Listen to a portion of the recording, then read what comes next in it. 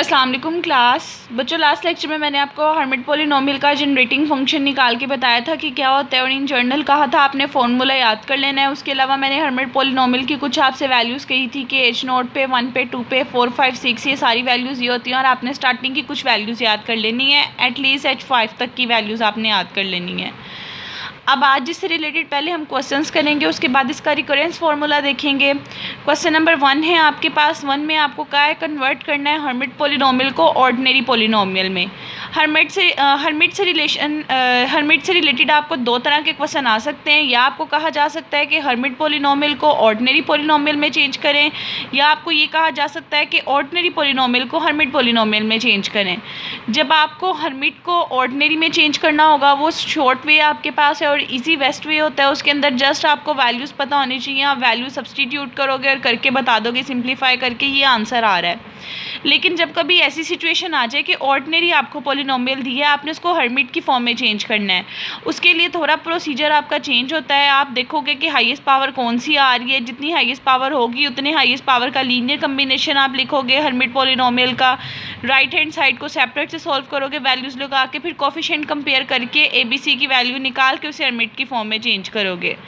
सबसे पहले question number 1 पे आए आपके पास। फर्स्ट क्वेश्चन है आज का। उसके अंदर आपको क्या है, आपने हर्मिट को कन्वर्ट करना है ऑर्डिनरी में। आपको इक्वेशन दी हुई है, आपने हर्मिट की वैल्यूज़ याद कर लेनी है। H4 की, H3 की, H2, H1, H0 सबकी जगह आपने उसकी वैल्यूज़ पुट कर देनी है। वैल्यूज़ पुट करने के बाद जो जो कॉन्स्टेंट साथ में उसको मल्टीप्लाई कर दोगे आप। जो हाईएस्ट पावर की है उसको एक सीक्वेंस से लिख दोगे, या आप कॉन्स्टेंट से हाईएस्ट सीक्वेंस तक जा सकते हो, या आप डिक्रीसिंग ऑर्डर में ऐसे लिख सकते हो। इंक्रीसिंग या डिक्रीसिंग आप जैसे भी लिख दोगे और बता दोगे कि ऑर्डिनरी पॉलिनोमियल ही आ गई आपके पास। इसी तरह जब क्वेश्चन नंबर 2 है आपके पास, आपने कन्वर्ट करना है ऑर्डिनरी को हर्मिट के अंदर करना है। आपको ऑर्डिनरी दी हुई है, आपने देखा हाईएस्ट कहाँ तक जा रही है, 4 तक जा रही है। इसका मतलब आपने H4 तक हर्मिट पॉलिनोमियल लेनी है और उसका लीनियर कम्बिनेशन लिखना है कॉन्स्टेंट्स के साथ। H4, H3, H2, H1, H0 तक गए, सबके साथ एक एक आपने कांस्टेंट मल्टीप्लाई कर दिया, ABCD और प्लस कर दिया। इसका मतलब ये लीनियर कॉम्बिनेशन की फॉर्म में लिखो गया है। अब आपने इन सब पॉलिनोमियल्स की वैल्यूज़ लगा देनी है, फिर हर एक की पावर का कोफिशिएंट कंपेयर करी जाना है और करके वहाँ से ABC की वैल्यू निकाल के बता देना है कि हर्मिट की फॉर्म में ये वाली चीज़ इस तरह कन्वर्ट होती है। आपने सब वैल्यूज़ लिखी हैं, आपके पास क्या होती हैं। वैल्यूज़ लिखने के बाद 1 बाय 1 आपने कोफिशिएंट कंपेयर किए, हाईएस्ट पावर से स्टार्ट किया, X4 के कोफिशिएंट, X3 के, X2 के, X के और फिर कॉन्स्टेंट्स के। सबके कोफिशिएंट्स को आप लोगों ने जब इक्वेट कर दिया, इक्वेट करने के बाद जो कॉन्स्टेंट्स की वैल्यू आएगी आप गिवन इक्वेशन में पुट करके बता दोगे कि ये ऑर्डिनरी इक्वेशन थी और ये आपके पास हर्मिट की फॉर्म में कन्वर्ट हो गई है। बहुत ईजी है। जिस तरह पार्शियल डिफरेंशियल इक्वेशंस थी, पार्शियल इक्वेशंस होती थी, आप पार्शियल फ्रैक्शन करते रहे, वहाँ कोफिशिएंट कंपेयर करते रहे, सेम वही प्रोसीजर था। अब नेक्स्ट इसके अंदर एक डेफिनेशन आ जाती है ऑर्थोगोनैलिटी प्रॉपर्टी की, कि ऑर्थोगोनैलिटी प्रॉपर्टी क्या होता है। ऑर्थोगोनल ही परपेंडिकुलर को कहते हैं, जब दो चीज़ें आपस में आपके पास परपेंडिकुलर हो, 90 का एंगल बना रही हो, उसको ऑर्थोगोनैलिटी या ऑर्थोगोनल कहते हो। अब पहले तो आप लोग पहली क्लासेस में वेक्टर्स की ऑर्थोगोनैलिटी पढ़ते रहे हो, लेकिन यहाँ पे आपने हर्मिट पॉलिनोमियल की ऑर्थोगोनैलिटी प्रॉपर्टी देखनी है। ऑर्थोगोनल प्रॉपर्टी में ये होता है कि अगर आपको कोई सी दो हर्मिट इक्वेशन दी हुई है, साथ में एक एक्सपोनेंशियल का फंक्शन और इंटेग्रल है आपके पास, आपने इन दोनों पे डिपेंड करता है हर्मिट्स के ऊपर। अगर ये दोनों सेम नहीं होंगे तो आप कहोगे m does not equal to 0 के लिए इंटेग्रल हमेशा 0 आंसर देगा, और अगर m इक्वल टू n आ जाए यानी दोनों सेम हो जाए तो उस फॉर्म में आपका ये आंसर होगा।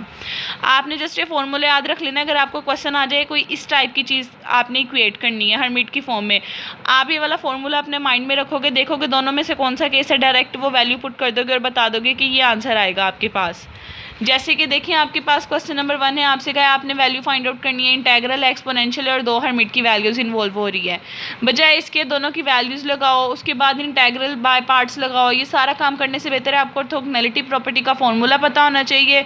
उस फॉर्मूले को जब इस क्वेश्चन के साथ कंपेयर करोगे तो वहाँ से m की वैल्यू ये 2 निकली, n की वैल्यू 3 निकली है, यानी ये वो वाली सिचुएशन है जब m does not equal to n है। अगर ये सिचुएशन है तो इस सिचुएशन को कैलकुलेट करने की जरूरत नहीं, डायरेक्ट बता दोगे उसका आंसर 0 है।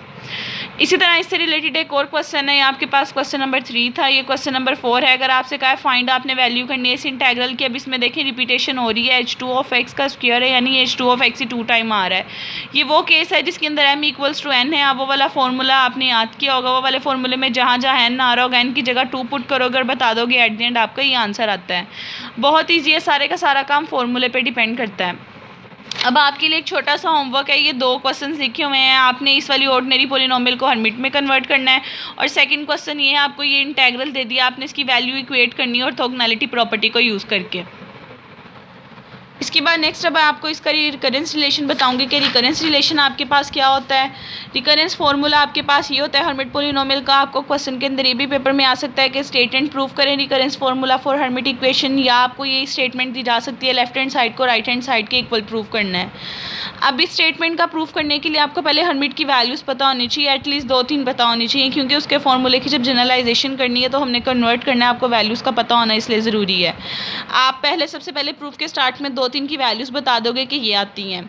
उसके बाद लेफ्ट हैंड साइड लोगे, उसको सॉल्व करके राइट हैंड साइड के इक्वल बनाने की कोशिश करोगे। लेफ्ट हैंड साइड पे देखें एक्सपोनेंशियल का फंक्शन आ रहा है, आप सबसे पहले लिखोगे e की पावर x की सीरीज़ फॉर्म में फॉर्मूला क्या होता है। यहाँ पे e की power 2t x minus T square है, इसलिए जो आपके पास यहाँ पावर आ रही है उसको यहाँ पावर बनाने के लिए x की जगह आप पुट कर दोगे 2t x माइनस टी का स्क्वायर।